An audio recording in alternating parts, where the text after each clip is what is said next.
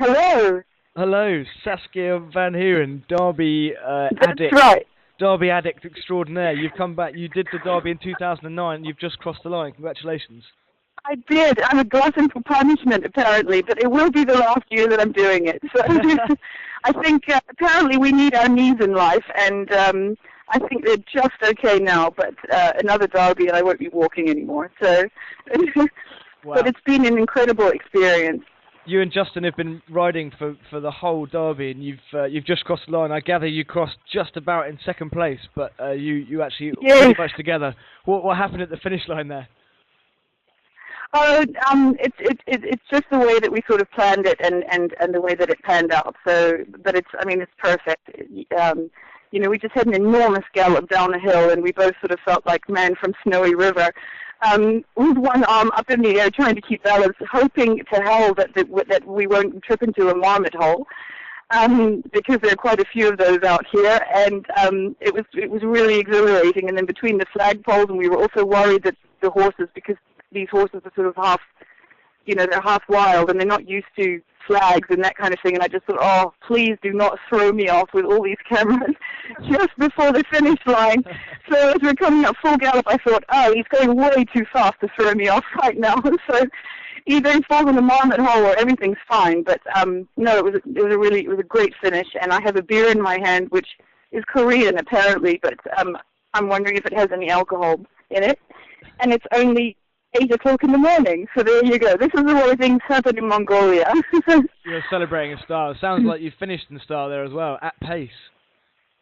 Absolutely, absolutely. And it's been a great ride, and we Justin and I sort of philosophized the whole way, and we decided that it really, for 1,000 Ks, it's worth it, riding with somebody else or pairing up with somebody else, because when you're alone, if you have a problem horse, or if if anything goes wrong, at least there's one other person who can sort of help pull you through, and it really was a give and take for both of us all the way, and it's been an incredible ride.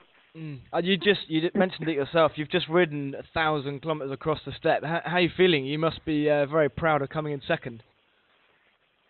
Very, very physically broken, mentally absolutely high. So. No, without sounding too immodest, you do feel like you've just accomplished something grand.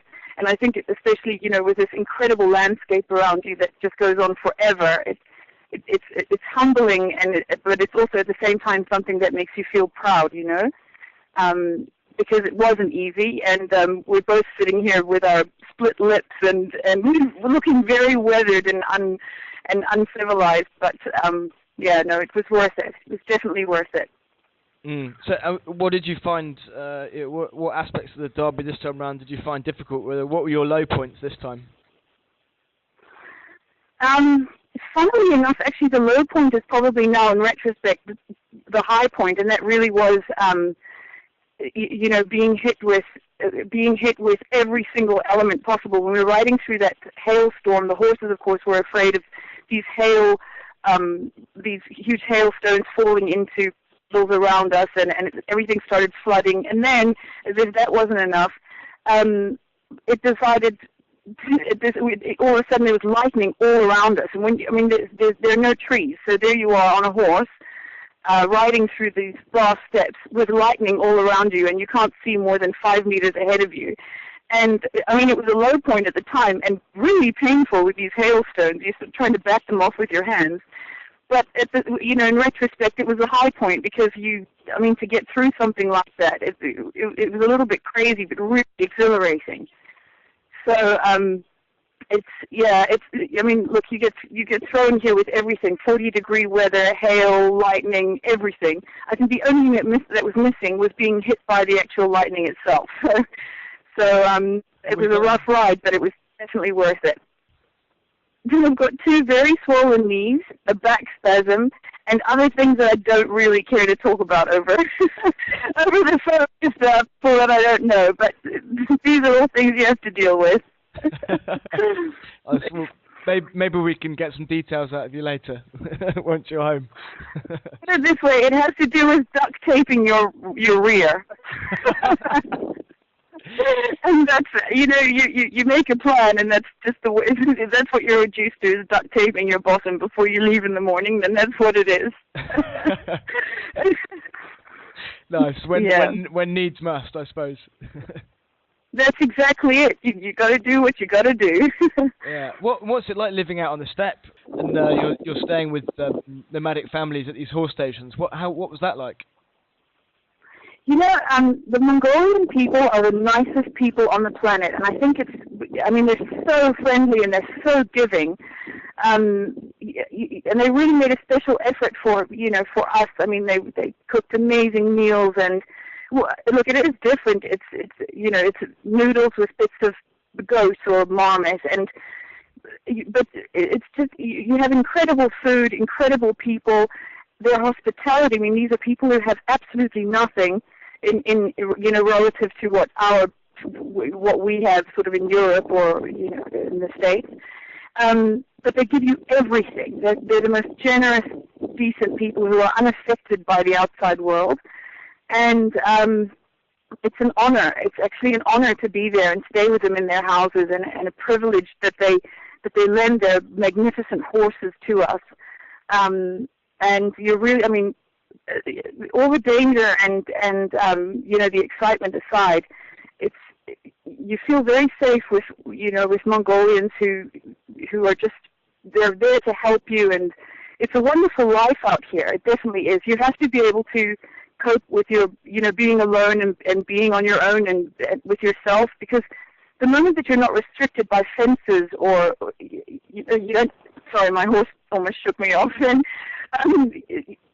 It changes your whole mindset to you become hugely open-minded and almost less judgmental. It's quite an odd sensation, but I think I highly recommend it to anyone to take themselves out and push themselves to the limits in a place that you're not restricted by your usual social and political and all of those sort of restraints. Because it does something inside you.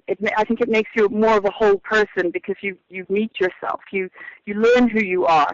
And it's worth it. Everyone should do it. There's no room for, please excuse my French, but there's no room for bullshit or funny social things that people worry about. It's purely survival, but it's on a very real level. And I don't know. Sorry, I'm a bit exhilarated from just having finished, so I can't describe it properly. So, but I think you may get the idea what I'm trying to say. You're actually still sat on your horse now, I gather. Yes, I am. We're just walking around to cool it down a bit. You've just crossed, and you're undergoing your final vet check, yes? That's right. Okay, great. So, Saskia, I'll let you go in 1 minute, I promise. What's been different this time? You rode the Mongol Derby in 2009. You've just crossed, and you're undergoing your final vet check, yes? That's right. Okay, great. So, Saskia, I'll let you go in 1 minute, I promise. What's been different this time? You rode the Mongol Derby in 2009. So, what did you find different, or what did you find that was something that you didn't find last time? I think for me, personally, I was more physically fit this time. What did I find different? I think I really pushed it this time, as opposed to last time. I really rode it for purely the adventure and experiencing in Mongolia and the people. And this time it was really to finish this race and to finish it well.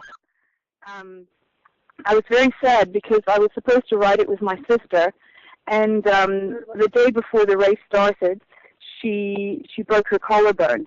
And so all of a sudden I thought I sort of lost my want to do this race.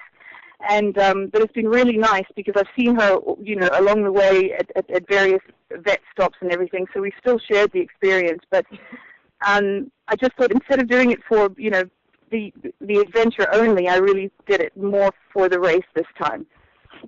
So yeah, that's what was different. But anyway, it was also really nice to see my sister's face at the finish line, and to know that it's all done, and that we can reminisce and talk about this adventure for a long time. That's very, very sad and very unlucky for Alexandra, but very fantastic. Yeah. She was there to greet you at the finish line.